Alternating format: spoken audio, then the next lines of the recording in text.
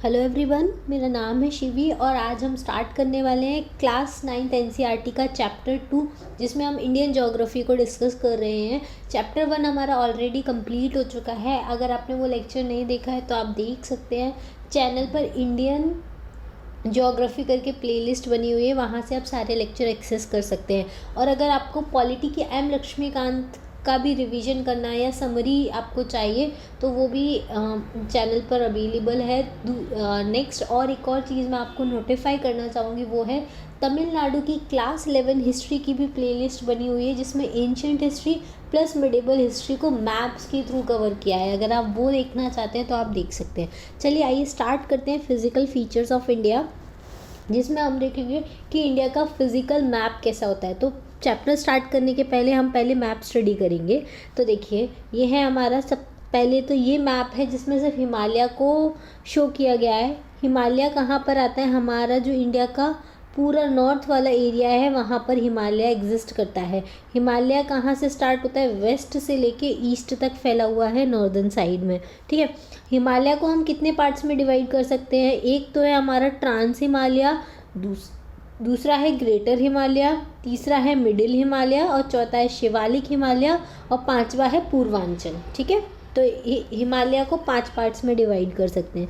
ठीक है, उसके बाद आइए हम उसके अलावा ये तो हो गया हमारा नॉर्दर्न माउंटेन्स। ठीक है, उसी के जस्ट नीचे आते हैं नॉर्दर्न प्लेन्स, जो किसके वजह से बने हुए हैं? जो रिवर्स फ्लो होकर आती हैं माउंटेन रीजन से, वो सब जब ये प्लेन में उतरती है तो इस प्लेन को फर्टाइल बनाती हैं। तो ये दूसरा फीचर है जो है नॉर्दर्न प्लेन्स। ठीक है, तीसरा जो फीचर्स है वो है हमारा पेनिनसुलर इंडिया है। ये जो साउथ वाला पोर्शन है पेनिनसुलर इंडिया, ये हमारा तीसरा पोर्शन है।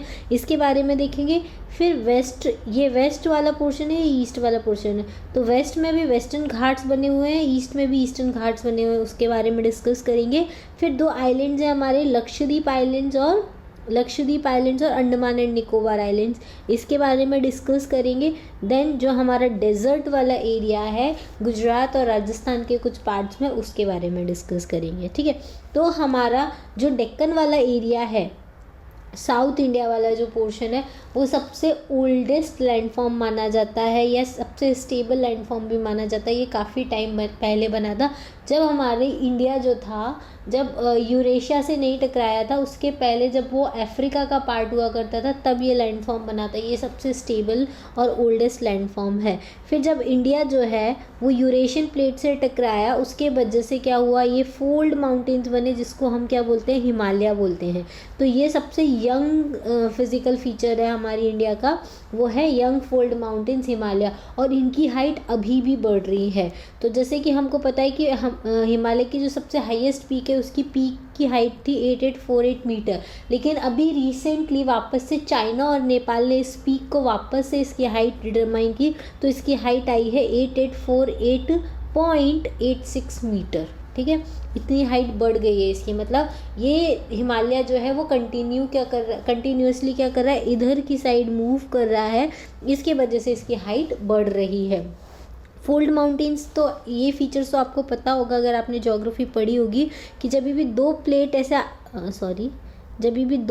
ऐसे आपस में टकराती हैं, एक ही साइड लाइन खींचेगी, देखो, एक प्लेट इधर से और एक प्लेट इधर से, दोनों जब आपस में टकराती हैं तो बीच वाला जो पोर्शन होता है ना, वो अपलिफ्ट हो जाता है, उसको हम फोल्ड माउंटेन्स बनते हैं। ठीक है, जैसे सिंपल कोई A4 साइज का कोई भी पेपर आप रख लो, दोनों साइड से उसको अगर आप प्रेस करोगे तो क्या होगा? सॉरी, थोड़ा इसका प्रॉब्लम है। दोनों साइड से अगर आप उसको प्रेस करोगे तो बीच वाला जो पेपर है वो उठ जाएगा। वैसा ही सेम फीचर्स है हमारे फिजिकल माउंटेन्स का, जो है हिमालयन माउंटेन्स। ठीक है, अब हिमालयन माउंटेन से जो रिवर्स निकली हैं, उसी से ये हमारा फर्टाइल प्लेन बना है, नॉर्दर्न प्लेन, जिसके वजह से हमारे यहाँ पे एग्रीकल्चर अच्छा होता है। इसके वजह से हमारी पॉपुलेशन भी इस एरिया में ज़्यादा है। यूपी बिहार की पॉपुलेशन इसलिए ज़्यादा है क्योंकि वो ज़्यादा फर्टाइल प्लेन है, एग्रीकल्चर ज़्यादा अच्छा होता है, इसलिए लोग वहाँ ज़्यादा रहना पसंद करते हैं। और प्लेन एरिया जो होता है वहाँ ह्यूमन हैबिटेशन काफ़ी अच्छा होता है, सब कुछ बहुत ईजी होता है। हिली टेरेन जो होता है वो काफ़ी डिफ़िकल्ट होता है, मतलब वहाँ पे एक तो एग्रीकल्चर अच्छे से नहीं होता है, पानी का प्रॉब्लम रहता है, फिर हार्श क्लाइमेट कंडीशन रहती हैं। तो ये सारी चीज़ें प्रॉब्लम सारी माउंटेन है या हिली रीजन्स में आती है। और डेजर्ट वाले रीजन में तो आप रह ही नहीं सकते, वहाँ पानी की कमी होती है, गर्मी बहुत ज़्यादा होती है, हार्श क्लाइमेट होता है, तो वहाँ पे भी नहीं रह सकते। तो सबसे ज़्यादा सूटेबल जो क्लाइमेट होता है वो यहाँ होता है प्लेन एरिया में रहने के लिए, ठीक है।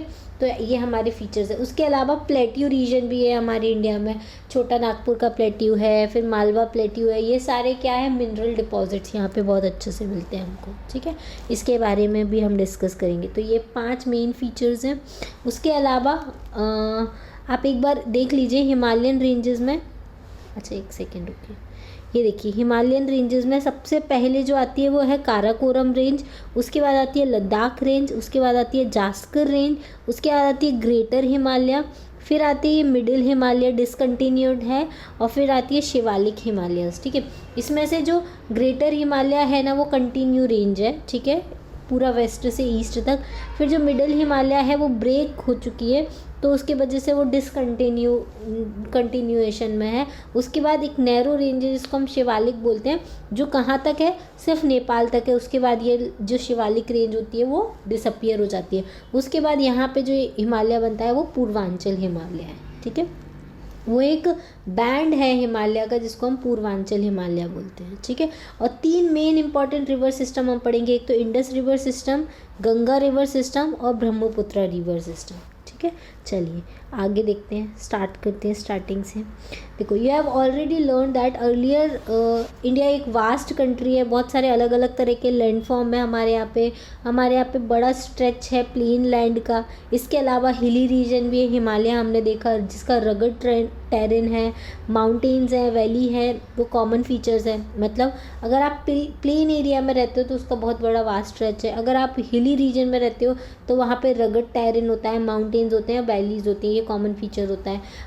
इनफैक्ट हमारी कंट्री में हर तरह का मेजर फिजिकल फीचर मिलेगा जो अर्थ पे एग्जिस्ट करता है, जैसे माउंटेन्स हमारी इंडिया में है, प्लेन्स हमारी इंडिया में है, डेजर्ट हमारी इंडिया में, प्लेट्यूज इंडिया में है, और आइलैंड्स भी इंडिया के अंदर में आते हैं। लैंड ऑफ इंडिया डिस्प्लेज बहुत सारे फिजिकल वेरिएशन है हमारे यहाँ पे। जियोलॉजिकली पेनिनसुलर प्लेट्यू जो है वो सबसे एंशिएंट लैंडमास माना जाता है अर्थ सरफेस का। It was suppose to be the most stable land block है, सबसे ज़्यादा स्टेबल लैंड ब्लॉक है, मतलब वहाँ वो टूटेगा नहीं है, उसमें अर्थक्वेक आने की कोई चांसेस नहीं है, जो हमारा पेनिनसुलर इंडिया है। और हिमालय और जो नॉर्दर्न प्लेन्स है वो मोस्ट रीसेंट लैंडफॉर्म है, मतलब वो सबसे यंगेस्ट अभी बने हैं, मतलब अभी कितने अभी मतलब कुछ मिलियन ईयर्स अगो पहले ही बने हैं, जबकि हमारी जो लैंड फॉर्म है पेनिनसुलर वाला वो 4.5 बिलियन ईयर्स अगो जब हमारी अर्थ बनी थी उस टाइम पे बना है, और ये शायद कुछ million years 15 million years ago ही बने हैं, ठीक है, ऐसा कुछ है। उसके बाद from the viewpoint of geology Himalayan mountains जो है वो अनस्टेबल जोन है, जैसे हमने देखा कि हाइट बढ़ती जा रही है और अर्थक्वेक भी वहीं आते हैं हिमालयन वाले रीजन में, चाहे वो नेपाल हो, उसके आसपास हिमाचल हो, उत्तराखंड, सब जगह के आते रहते हैं, अर्थक्वेक आते रहते हैं, इसलिए मोस्ट अनस्टेबल पार्ट है हिमालयन रीजन, ठीक है। यूथफुल टॉपोग्राफी है, मतलब अभी भी अपनी यूथफुल स्टेज में अभी भी बढ़ रहा है, उसकी पीक्स बढ़ रही है, वहाँ पे हाई पीक्स हैं, डीप वैलीज हैं और फास्ट फ्लोइंग रिवर्स हैं। नॉर्दर्न प्लेन्स जो है वो एलिवाइल डिपॉजिट लेके आती है, जो भी रिवर हिमालय से निकलकर मतलब माउंटेन से उतरती है तो अपने साथ सेडिमेंट्स लेके आती है और उस सेडिमेंट्स को उस नॉर्दर्न प्लेन में डिपॉजिट करती है, जिसको हम एलिवाइल डिपॉजिट बोलते हैं, जिसकी वजह से जो सॉइल की फर्टिलिटी होती है वो काफ़ी इंक्रीज़ हो जाती है, जिसकी वजह से एग्रीकल्चर बहुत अच्छा होता है। इस वजह से नॉर्दर्न प्लेन्स जो होते हैं वो फर्टाइल प्लेन है, ठीक है। पेनिनसुलर जो प्लेट्यू है उसके अंदर इग्नियस और मेटामॉर्फिक रॉक्स होती है with gently rising hills and the wide valleys. अब मेटामॉर्फिक और इग्नियस रॉक्स हमने रॉक्स वाले चैप्टर में पढ़ा था, आप वहाँ से देख लीजिए। इग्नियस रॉक जो होती है वो मालवा के ठंडे होने से बनी होती है, और मेटामॉर्फिक रॉक जो होती है वो इन्हीं रॉक के इंटरनल प्रेशर और टेम्परेचर में वेरिएशन की वजह से बनती है, ठीक है। तो ये पेनिनसुलर प्लेट्यू में पाई जाती है। अब मेजर फिजियोग्राफिक डिविजन्स क्या क्या हैं, तो जैसे कि हमने देखा सबसे पहले तो है हिमालयन माउंटेन जो नॉर्थ साइड पे है, उसके नीचे है नॉर्दर्न प्लेन्स, उसके नीचे है पेनिनसुलर प्लेट्यू साउथ में, फिर आता है हमारा वेस्टर्न साइड में, मतलब यहाँ गुजरात और राजस्थान वाले साइड में डेजर्ट, उसके बाद कोस्टल प्लेन, नीचे वेस्टर्न कोस्ट और ईस्टर्न कोस्ट, और उसके बाद आइलैंड्स आते हैं 2, लक्षद्वीप इधर आता है और अंडमान निकोबार इधर बे ऑफ बंगाल में आता है ईस्ट साइड में, ठीक है। हिमालयन माउंटेन्स के बारे में देखेंगे तो हिमालयन माउंटेन्स जो है वो यंग स्ट्रक्चरली फोल्ड माउंटेन है जो नॉर्दर्न बॉर्डर ऑफ इंडिया पे है। ये माउंटेन जो है वो west to east direction run करते हैं। इंडस टू ब्रह्मपुत्र पूरी इनकी लोकेशन है।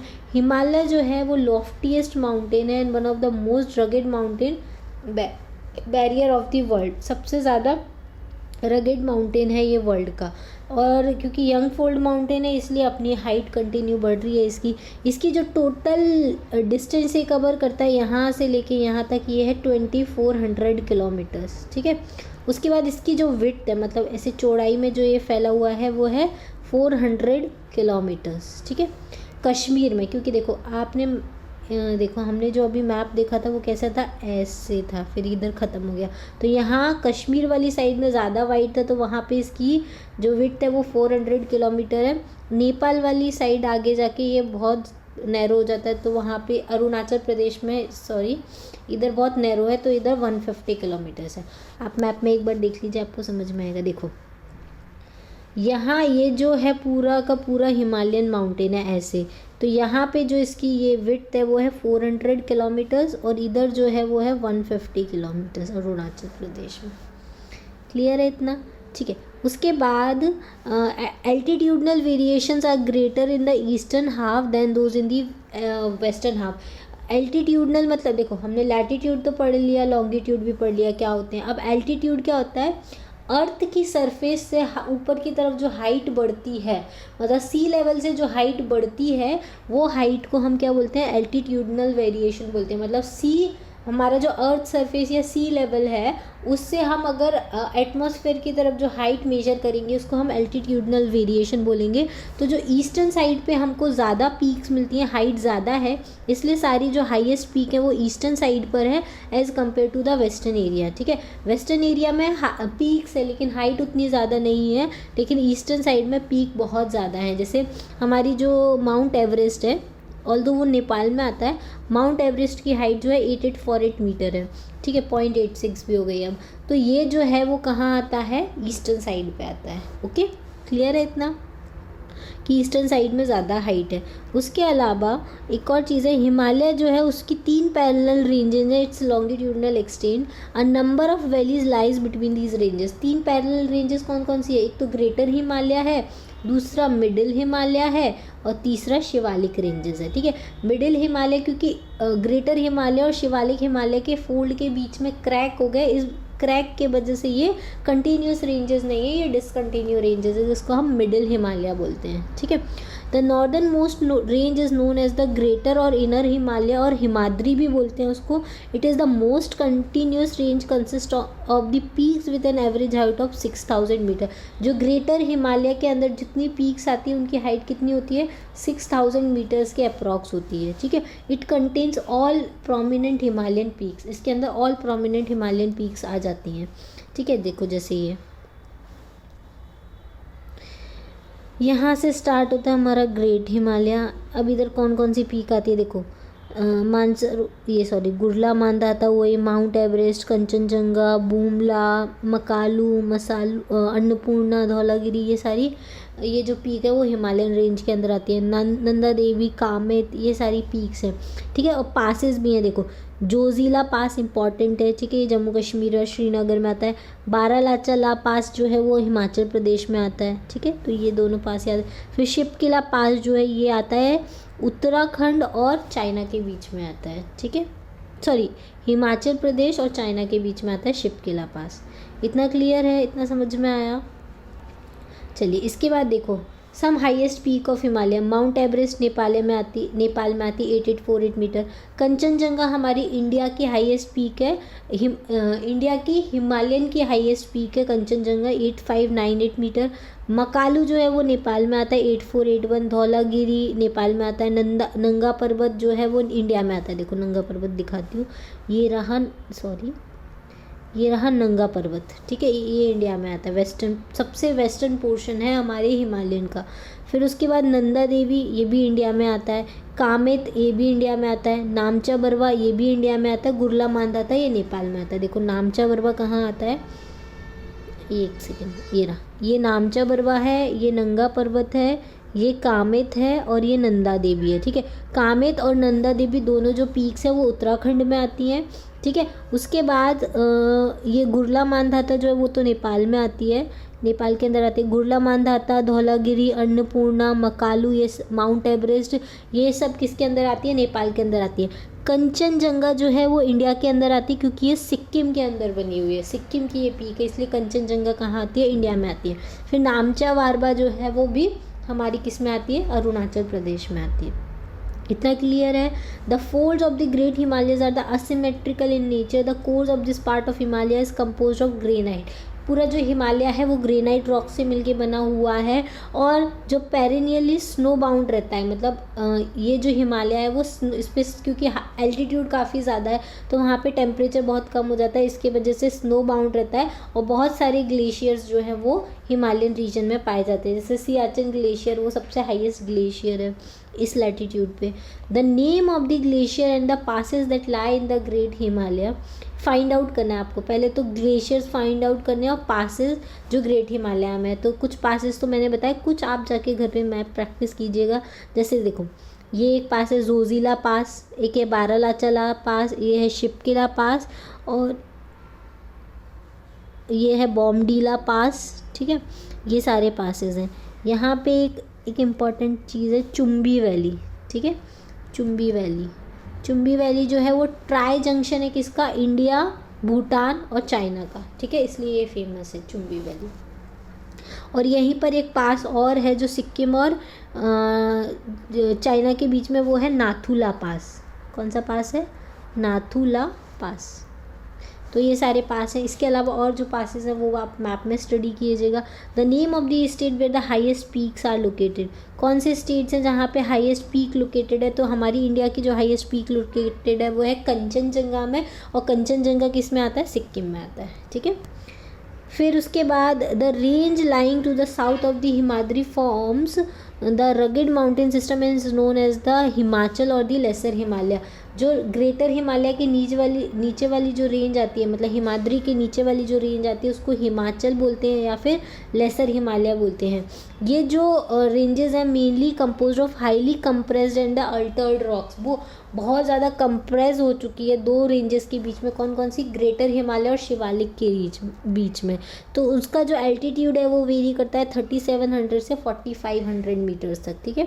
3700 से 4500 मीटर तक इसका लैटिट्यूड वेरी करता है। एंड द एवरेज विड्थ जो है वो कितनी है? 50 किलोमीटर्स ही है, ठीक है। While the Pir Panjal ranges from the longest and the most important ranges, Dhauladhar and the Mahabharat ranges are also prominent ranges। देखो पीर पंजाल रेंज जो है वो कहाँ आती है? हमारी इधर आती है, कश्मीर साइड आती है इधर। ये जो रेंज है ये पीर पंजाल रेंज है, ठीक है। उसके बाद एक सेकेंड नीचे होगा, मैं आपको मैप में दिखाती हूँ। पीर पंजल रेंज धौलाधार शायद इसमें दिया ही नहीं है। ये देखिए कैलाश रेंज जो है वो चाइना में आती है। ये वाली जो रेंज है वो पीर पंजाल रेंज है। फिर यहाँ पे धौलाधार रेंज आती है, ठीक है। ये सारी रेंजेस हैं। मैप में आप स्टडी कीजिएगा घर जाके। आपको अगर आपके पास एटलस है तो प्लीज़ सर्च कीजिएगा, अदरवाइज़ मैं नेक्स्ट वीडियो में इंक्लूड कर दूँगी। मुझे लगा होगा, आई थिंक है नहीं। महाभारत रेंज जो है वो नेपाल में आती है, ठीक है। ओके उसके बाद also prominent ones this range consist of the famous valley of Kashmir, Kangra, Kullu valley and Himachal Pradesh. देखो कश्मीर एक वैली है, दो पीक हिमालयन पीक के बीच में जो वैली है वो कश्मीर वैली है। Kangra valley and Kullu valley भी हिमाचल प्रदेश में है। ये जो रीजन है वो हिल स्टेशन के लिए जाने जाते हैं। फिर मसूरी, नैनीताल, रानीखेत, ये सारी भी आपको सर्च करना है। देखो राका पोक्शी तो यहाँ पे एक पीक है, ठीक है।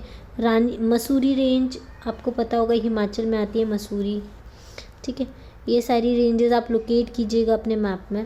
The outer most range of Himalaya is called the Shivaliks. Shivalik Himalaya जो है वो आउटर मोस्ट हिमालय है। They extended over a width over a width of 10 to 50 kilometre. देखो सबसे पहले ग्रेटर हिमालय आया, ठीक है, उसके बाद आया मिडिल हिमालय, इसकी जो विड्थ है वो कितनी होती है 50 किलोमीटर। उसके नीचे नया बना है शिवालिक हिमालय, इसकी विड्थ इससे कम होगी तो कितनी होगी 10 to 50 किलोमीटर्स है, ठीक है। और इसका एल्टीट्यूड कितना होगा 900 मीटर टू 1100 मीटर। और जो मिडिल हिमालय है, लेसर हिमालय जिसको बोलते हैं, उसकी जो विड्थ है वो कितनी है एल्टीट्यूड कितना है 3700 से 4500 मीटर्स। और जो ग्रेटर हिमालय है उसका है 6000 मीटर से 8000 मीटर तक के, ठीक है, इतना क्लियर है। These ranges are composed of unconsolidated sediments brought down by the rivers from the main Himalayan region. अब ये जो बना हुआ है शिवालिक हिमालय, वो जो हिमालयन रिवर्स हैं उनके सेडिमेंट से इकट्ठा हो के बना है। और वैलीज और इसकी जो वैलीज़ हैं शिवालिक हिमालयस की, वो बहुत ज़्यादा थिक ग्रेवल और एल्यूवियम से कवर्ड है। क्यों कवर्ड है? क्योंकि जो भी रिवर्स आती है वो अपने साथ जो सेडिमेंट्स लेके आती है वो शिवालिक मतलब हिमालय की फुट हिल्स भी बोलते हैं उसको, हिमालय की फुट हिल्स में इकट्ठा करते जाती है। इसकी वजह से एल्यूवियम डिपॉजिट बहुत ज़्यादा है। Longitudinal valley lying between the, जो लॉन्गिट्यूडनल वैलीज है वो between lesser Himalaya and the Shivalik के बीच में लाई करती है, इसको दून्स बोलते हैं। देखो दून्स क्या होता है, जैसे मान लो ये कोई माउंटेन रेंज है, ठीक है, इधर से कोई रिवर फ्लो करते आ रही है, अब ये बीच में आ गया माउंटेन, अब माउंटेन से वो निकल नहीं पा रही है, ठीक है, तो क्या करती है इधर इधर पूरा पानी ऐसे इकट्ठा होता जाता है, इकट्ठा हो जाता है, बड़ी सी लेक बन जाती है। उसके बाद कभी वो रिवर क्या करती रहती है, इरोड करने की कोशिश करती रहती है इस माउंटेन को, और कभी उसको एक ऐसी वीक रॉक मिल जाती है और उस रॉक को वो क्रॉस करते हुए निकल जाती है आगे, तो क्रॉस करते हुए निकल जाती है, तो यहाँ जो पानी इकट्ठा हुआ आता है वो इस पास से आगे निकल जाएगा, तो ये जो पूरी लेक होती है वो सूख जाती है, तो उसको हम क्या बोलते हैं, दून्स बोलते हैं। तो जो देहरादून है, कोटली डून है, पाटली डून है, ये सारे डून्स हैं, ठीक है, तो इसी रेंज में बनते हैं वो, लेसर हिमालय या फिर शिवालिक के नीचे। Beside the longitudinal divisions, the Himalaya have been divided on the basis of region from the west to east.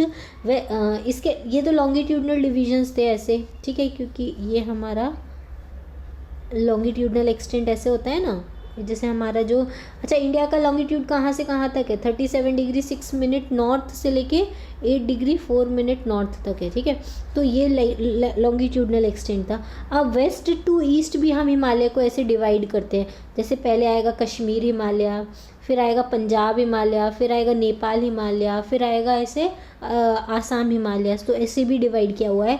In divisions को डिमार्केट हम कैसे करते हैं, रिवर वैलीज़ के अकॉर्डिंग डिमार्केट करते हैं। हिमालय के जो the part of Himalayas lying between Indus and Sutlej has been traditionally known as the Punjab Himalaya, but it is also known regionally as the Kashmir and the Himachal Himalayas and west to east respectively. देखो कौन सा reason की बात कर रहे हैं, ये जो इंडस से लेके ये जो पूरा सतलज वाला रीजन है, ये वाला जो रीजन है इसको पंजाब हिमालय बोलते हैं, या फिर इसको क्या बोलते हैं, कश्मीर हिमालय बोलते हैं, ठीक है, कौन सा बोलते हैं, कश्मीर हिमालय बोलते हैं। फिर दूसरा आता है सतलज से लेके काली रिवर तक, ये है ये रिवर जो है जो नेपाल और इंडिया के बीच में बॉर्डर बनाती है, ये जो रिवर है इसको काली रिवर बोलते हैं, ठीक है, ये इस रेंज को क्या बोलते हैं, इसको कुमाऊं हिमालय बोलते हैं। देखो मैं आपको एक बार पहले पूरा रीड कर देती हूँ, फिर मैप के थ्रू बता देती हूँ। देखो Sutlej and Kali river is known as the Kumaon Himalayas, the Kali and Teesta river is demarcated the Nepal Himalayas, and the part lying between Teesta and Dihang river is known as the Assam Himalayas. अब देखिए इसमें रिवर डीमार्केटेड नहीं है, लेकिन अगर आप एटलस होगा जैसे ऑक्सफोर्ड या किसी का भी एटलस हो आपके पास, मेन जो सबसे अच्छा एटलस आता है वो ऑक्सफोर्ड का आता है, तो मैं आपको प्रेफर करूँगी कि आप वही लीजिए। अब देखो इसमें एक रिवर मेंशन नहीं की है, ये वाली जो रिवर ऐसे फ्लो क्या रही है ना, ये काली रिवर है, ठीक है, और ये इसकी एक ट्रिब्यूटरी है, इसको बोलते हैं करनाली, ठीक है। अब क्या हुआ, हमने देखा इंडस रिवर से सतलज रिवर तक का जो है वो तो कश्मीर हिमालय हो गया। अब सतलज से लेके ये जो काली रिवर है जो इंडिया और नेपाल के बॉर्डर पे फ्लो कर रही है, इन दोनों के बीच का जो हिमालय है उसको बोलते हैं कुमाऊं हिमालय। कौन सा हिमालय, कुमाऊं हिमालय। अब काली से लेके ये जो कोसी रिवर है, इसी के पास में एक और रिवर जाती है तिश्ता रिवर, उस रिवर को इन दोनों के बीच का जो हिमालय है उसको बोलते हैं नेपाल हिमालय, क्योंकि ये पूरा हिमालय जो है वो नेपाल में बिलोंग करता है। फिर यहाँ तिस्ता रिवर से लेके ये दिहांग मतलब ब्रह्मपुत्र रिवर को ये दिहांग बोलते हैं। तो ये जो यारलांग जांगपो है, जब वो अरुणाचल प्रदेश में एंटर करती है तो उसको हम क्या बोलते हैं, दिहांग बोलते हैं। तो यहाँ से यहाँ तक का जो हिमालय है उसको क्या बोलते हैं, हम आसाम हिमालय बोलते हैं। ठीक है, इतना क्लियर है। इसमें कुछ भी डाउट हो तो आप कमेंट बॉक्स में क्वेश्चन पूछ सकते हैं मुझसे। There are regional names also in these broad categories, found out some regional name, कुछ रीजनल नेम्स भी होते हैं, अगर आप चाहें तो सर्च कर सकते हैं। ब्रह्मपुत्र जो है वो ईस्टर्न मोस्ट बाउंड्री मार्क करती है हिमालयस की, क्योंकि ब्रह्मपुत्र जहाँ से एंड होती है वो ईस्टर्न मोस्ट बाउंड्री है। देखो ब्रह्मपुत्र ये एंड हो गई, ये क्या है, हमारी ईस्टर्न मोस्ट बाउंड्री है हिमालय की। ठीक है, यहाँ से फिर ब्रह्मपुत्र आ जाती है और यहीं से बैंड हो जाता है और ये पूर्वांचल बनता है। ठीक है, ना क्लियर है। ब्रह्मपुत्र ईस्टर्न मोस्ट बाउंड्री बनाती है। Beyond the Dihang gorge Himalaya bend sharply to the south and spread along the eastern boundary of India, eastern boundary पर जाता है। They are known as the Purvanchal, इनको पूर्वांचल बोलते हैं और ईस्टर्न हिमालयंस बोलते हैं। ठीक है, या तो पूर्वांचल बोलते हैं क्योंकि पूर्व में है, या फिर हम इसको ईस्टर्न हिमालयस भी बोलते हैं। These hills running through the north east states are mostly compose of the strong sandstone. ये जो नॉर्थ ईस्ट स्टेट से ये जो पूरा हिमालय जाता है वो स्ट्रॉन्ग सैंडस्टोन से मिलके बना होता है, which are the sedimentary rocks, मतलब पूर्वांचल जो है वो सेडिमेंट्री रॉक से मिलके बना हुआ है। और they mostly run as parallel ranges and the valley, वो भी पैरेलल रेंजेस की तरह है ही रन करते हैं। पूर्वांचल जो है उसमें पटकाई हिल्स आती है, नागा हिल्स आती है, मणिपुर हिल्स आती है एंड द मीज़ो हिल्स आती है। देखो मैं आपको बताती हूँ यार, इसमें नहीं है, एक सेकेंड, ये रहा देखो, ये पूर्वांचल हिमालय की रेंजेस है। ये है पटकाई बूम बोलते हैं इसको, बूम म्यांमार से कनेक्टेड है और म्यांमार से वहाँ पे हिल को बूम बोलते हैं। फिर नागा हिल्स आती है, मीज़ो हिल्स आती है और यहीं पे आती है मणिपुरी हिल्स। ठीक है, अच्छा एक और क्वेश्चन लोगों को रहता है ये कि गारो, खासी, जैंतिया, ये तीनों जो हिल्स हैं क्या ये पूर्वांचल का पार्ट है? नहीं, ये पूर्वांचल का पार्ट नहीं है, ये डेक्कन का पार्ट है और ये एक फॉल्ट की वजह से क्रिएट हुई है। ये हिमालय की तरह ट्रू माउंटेन्स नहीं है, ये फोल्ड माउंटेन्स नहीं है, ये ब्लॉक माउंटेन्स है। ठीक है, इतना क्लियर है? ओके, सॉरी हम लोग, हाँ ये हो गया मणिपुर एंड मीज़ो हिल्स। अब आते हैं हमारा नॉर्दर्न प्लेन्स पे।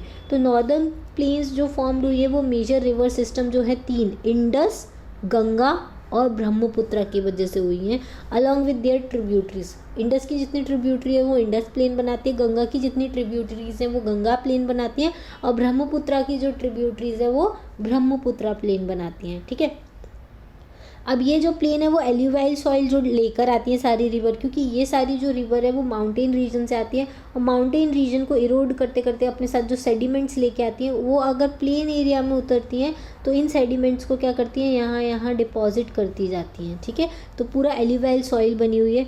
The deposition of alluvium is a vast plain lying at the foot hills of the Himalaya. और ये जो प्लेन्स होते हैं वो फुट हिल्स में आते हैं, क्योंकि हिमालय की जो फुट हिल्स है वहीं पे जो हमारी रिवर है वो प्लेन में एंटर करती है। ठीक है, it spread over an area of 7 lakh square kilometre area में फैला हुआ है। The plain being about 2400 kilometre long and 240 to 320 kilometre broad. Long मतलब जैसे हमारी गंगा की रिवर की लेंथ भी इतनी है 2500 किलोमीटर, तो 2400 किलोमीटर तो लॉन्ग है ये पूरा एरिया। और विड्थ कितनी है इसकी, 240 से लेके 320 किलोमीटर ब्रॉड है। ठीक है, it is densely populated physiographic division, क्योंकि मैंने बोला था एल्यूवाइल डिपॉजिट है तो एग्रीकल्चर अच्छा होगा, एग्रीकल्चर जहाँ अच्छा होता है वहाँ पॉपुलेशन ज़्यादा होती है, इसलिए ये डेंसली पॉपुलेटेड रहता है। With the rich soil cover combined with the adequate, क्योंकि रिवर आ रही है तो वाटर सप्लाई एकदम एडिक्वेट रहता है। और फेवरेबल क्लाइमेट कंडीशन है, क्योंकि प्लेन रीजन है तो प्लेन रीजन में फेवरेबल क्लाइमेट कंडीशन रहती है। और ये एग्रीकल्चरल या प्रोडक्टिव पार्ट ऑफ इंडिया है। ठीक है, एग्रीकल्चरली प्रोडक्टिव होता है। The rivers coming from the northern mountains are involve in the depositional work in the lower कोस्ट due to the gentle slope. The velocity of the river decreases which result in the formation of the riverine islands. अब ये जो reverse होती हैं वो high mountain से आती है, हाई माउंटेन से में जेंटल स्लोप होता है, उसके बाद जब स्लोप डिक्रीज हो जाता है तो ये प्लेन में एंटर कर जाती है और वहाँ पे सेडिमेंट्स को डिपोजिशन का काम करती है। इसके वजह से क्या होता है, रिवराइन आइलैंड बनता है, जैसा कि ब्रह्मपुत्रा में बना है। ब्रह्मपुत्रा क्या होती है, एकदम माउंटेनियस रीजन से बन के आती है और अपने साथ हाई सेडिमेंट्स लेके आती है और उन सेडिमेंट्स को रिवर में ही डिपॉजिट करती है, जिसके वजह से रिवराइन आइलैंड बना है, जो है मजूली आइलैंड। ठीक है, मजूली जो है वो ब्रह्मपुत्रा रिवर में है, जो वर्ल्ड का लार्जेस्ट इनहेबिटेड रिवराइन आइलैंड है। ठीक है, इंडिया के अंदर आसाम में आता है ये Majuli riverine island. The river in their lower course split into the numerous channels due to the deposition of this silt. अब क्या होता है, जब ये अपने साथ रिवर बहुत सारा सिल्ट लेके आती है या फिर सेडिमेंट्स लेके आती हैं, उसकी वजह से इनका जो रिवर कोर्स होता है ना वो पूरा भर जाता है, डिपोजिशन से भर जाता है। अपने साथ इतनी मिट्टी लेके आएंगी, कंकड़ लेके आएंगी, जो भी सेडिमेंट्स लेके आएंगी, वो क्या करती है, जहाँ पानी इसके बहने की जगह है वहीं पर ये थोड़ा थोड़ा करके डिपोजिट होता जाता है। इसके वजह से थोड़े टाइम बाद रिवर क्या करती है, अपना कोर्स चेंज करने के लिए अलग अलग ऐसे ट्रिब्यूटरी में डिवाइड हो जाती है। उनको हम क्या बोलते हैं, डिस्ट्रीब्यूटरी बोलते हैं। ठीक है, चलो नेक्स्ट हम अब देखेंगे the northern plain is broadly divided into 3 section. The western part of the northern plain is referred to as the Punjab plain. जो वेस्टर्न वाला पार्ट है उसको हम पंजाब प्लेन बोलते हैं, जो किसने फॉर्म किया है, इंडस रिवर और उसकी ट्रिब्यूटरीज ने किया है। देखो एक सेकेंड, ये देखो ये वाला जो प्लेन है पंजाब प्लेन, ये इंडस रिवर और उसकी ट्रिब्यूटरीज ने किया है। इसको हम इंडस प्लेन बोलते हैं या फिर पंजाब प्लेन बोलते हैं। इसका जो मोस्ट ऑफ द पार्ट है वो तो कहाँ चला गया है, पाकिस्तान में चला गया है। ठीक है, पहले इंडिया में आता था, लेकिन अब जो ये पूरा प्लेन है वो कहाँ चला गया है, पाकिस्तान में चला गया है। इसको पंजाब प्लेन्स भी बोलते हैं क्योंकि एक पंजाब पाकिस्तान में भी है। The largest part of this plain lies in the Pakistan, Indus and its tributary, the Jhelum, Chenab, Ravi, Vyas and Satluj। ये सब कहाँ से ओरिजिनेट हुई हैं, हिमालय से ओरिजिनेट हुई हैं। और जो section of the plain is dominated by the doabs. Doabs बनते हैं, मतलब दो रिवर्स के मिलने पे एक रीजन बनता है, उसको हम दोआब बोलते हैं। ये दो वर्ड से मिलके बना होता है, टू वाटर, दो रिवर का वाटर होता है। तो इसलिए ऐसे सिमिलरली जो पंजाब है, पंजाब मतलब 5 रिवर से मिलके बना हुआ है। ठीक है, पंज मीनिंग 5 आब, मतलब 5 रिवर से मिलके पंजाब बना हुआ है। गंगा प्लेन जो है वो extended between the Ghaggar and Teesta river.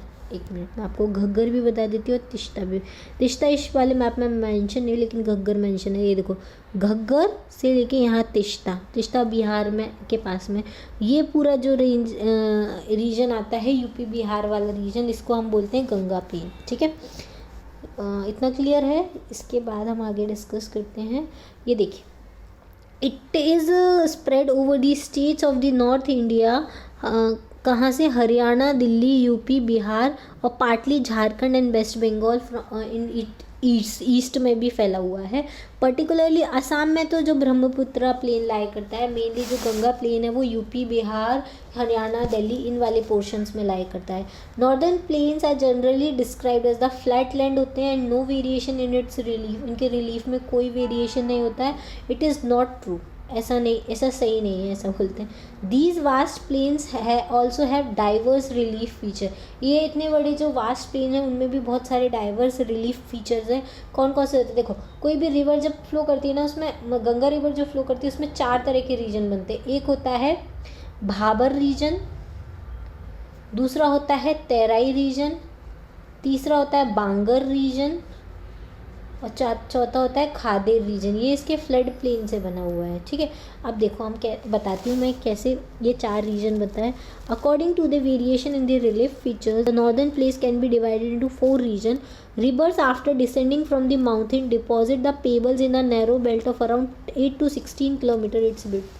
जब रिवर जो है वो माउंटेन से प्लेन एरिया में एंटर करती है तो अपने साथ बहुत ज़्यादा बड़े बड़े पेबल्स वगैरह लेके आती है और उनको इकट्ठा करती रहती है माउंटेन की फुट हिल्स पे। उस रीजन को हम क्या बोलते हैं, भाबर रीजन बोलते हैं। और उस रीजन में जो रिवर होती है वो क्या हो जाती है, डिसअपियर हो जाती है। मतलब इतने बड़े बड़े पत्थर वगैरह होते हैं, उसके वजह से उसमें रिवर डिसअपियर हो जाती है, स्ट्रीम्स जो होती है डिसअपियर हो जाती हैं भाबर बेल्ट में।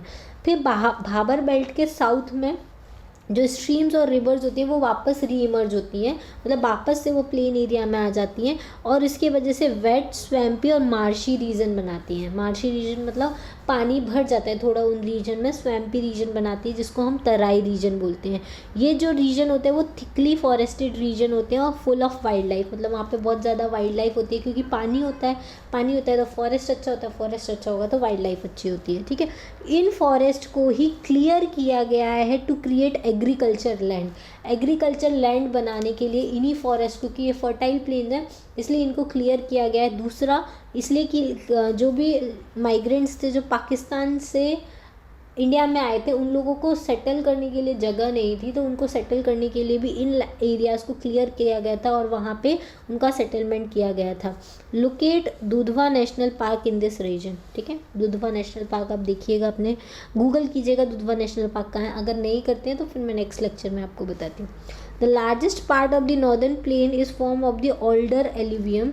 It lies above the floodplains of the river. देखो क्या होता है, जब रिवर ऐसे फ्लो करती रहती है, फ्लो कर रही है, ऐसे कर रही है, ठीक है, जब उसमें ज़्यादा पानी होता है ना तो वो इतने एरिया तक उसका पानी पहुंच जाता है। तो ये जो रीजन था, ठीक है, ये पहले वो ऐसे फ्लो करती थी।